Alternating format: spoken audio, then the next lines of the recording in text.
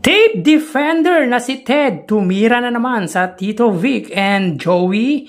Yan ang pag-uusapan natin ngayong araw po ng Huwebes, January 2. Pero bago natin pag-usapan yan or talakayin yan mga kaparokya, ay humiling ako na pakisubscribe ang aking YouTube channel.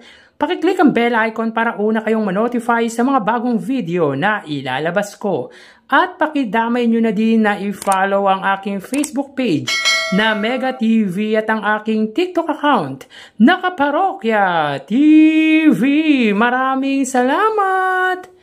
So yun nga mga kaparokya, dahil sa issue or sa teaser ng pelikula ni Pepsi Paloma ay tila nabuhayan na naman ang natutulog na tape defender na si Ted para bumanat po sa legendary trio na tila akala mo'y nakakuha ng kakampi dahil sa movie nga po ni Pepsi Paloma kung saan ang director nito ay walang iba kundi si Daryl Yap. Ayon po sa post ng tape defender na ito mga kaparokya ay teaser pa lang ay pasabog na. So yun nga, tila nag-trending sa X or dating Twitter ang teaser ng pelikula na Pepsi Paloma or Rapist of Pepsi Paloma at makikita na nag-trending ang director nito na si Daryl Yap at ang Pepsi. So talagang walang makitang butas ang tape defender na ito kundi ang issue na dati pang ibinabato sa legendary trio.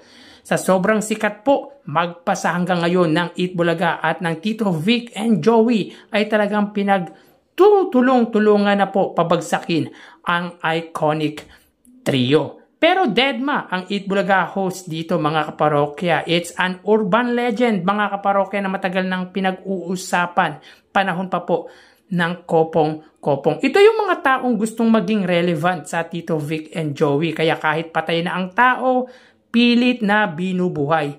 Teaser pa lang animo, pasabog na agad sa tape defender. It's a political demolition job ito mga kaparokya against sa mga soto. Pwede po yan mangyari mga kaparokya or pwedeng maging reason yan dahil di naman maitatanggi na magagaling ang mga politician na soto dito sa bansa. Kaya pilit na binabagsak. Kaso matatalino na po ang mga tao ngayon mga kaparokya.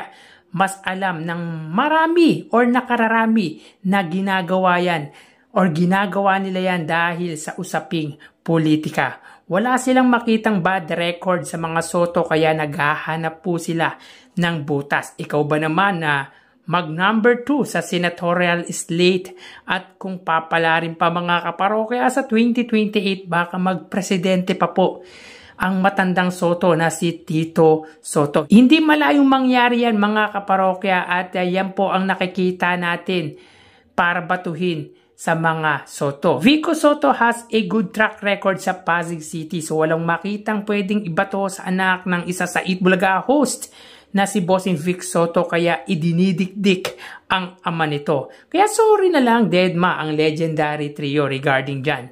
Wala naman na dapat ipagpaliwanag pa ang Tito Vic and Joey dyan kasi it's already done.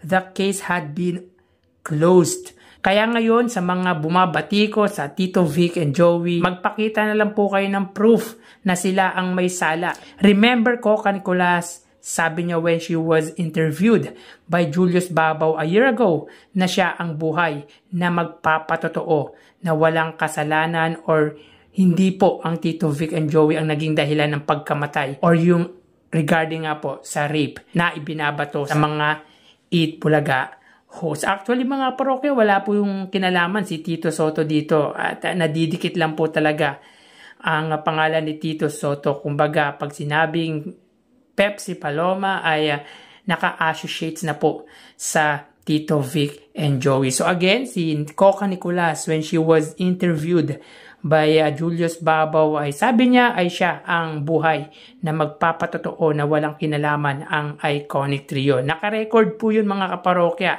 Nasa YouTube po yun.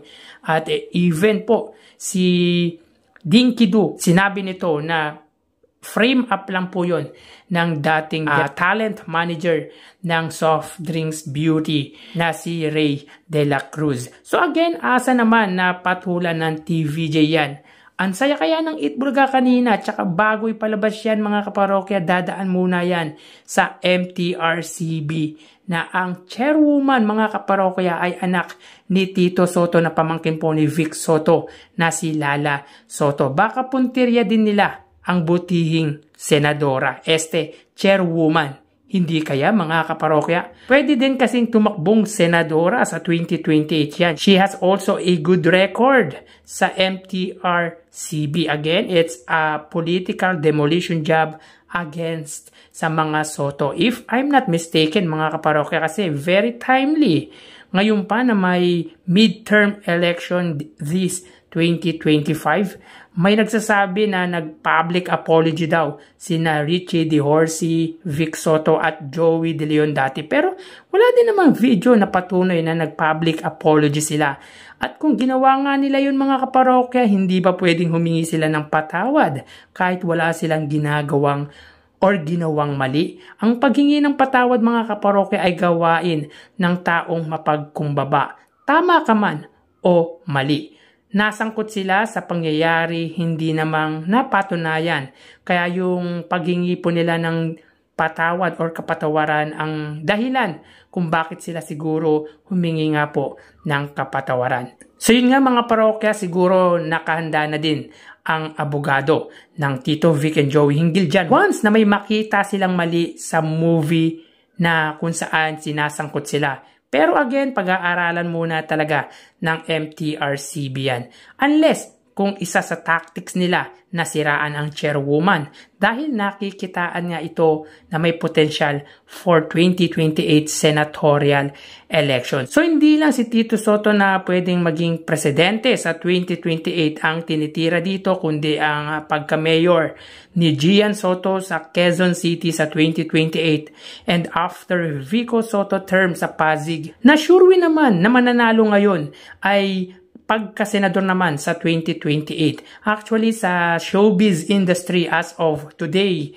kahit mga seniors na po, sobra kasing namamayagpag pa rin po ang Tito Vic and Joey. Kaya pilit na sinisiraan. At ito lang ang pwede nilang ibato sa legendary trio. Actually, ang daming pwedeng gawing movie or pamagat ng movie. Pero bakit yung pa ang napili? Masyadong makontroversya mga kaparokya, which is nakakatawa sa totoo lang. Maidikit lang talaga sa Tito Vic and Joey. So again, dahil sa muli namang natalo sa Court of Appeals ang sinusuportahan ng tape defender na ito, kaya bumabato na naman against sa Tito Vic and Joey. So again, anong masasabi nyo mga kaparokya hinggil dito? Please comment down below. So hanggang dito na lang, magsiingat po tayo mga kaparokya. Happy New Year again sa ating lahat. Thank you and God bless.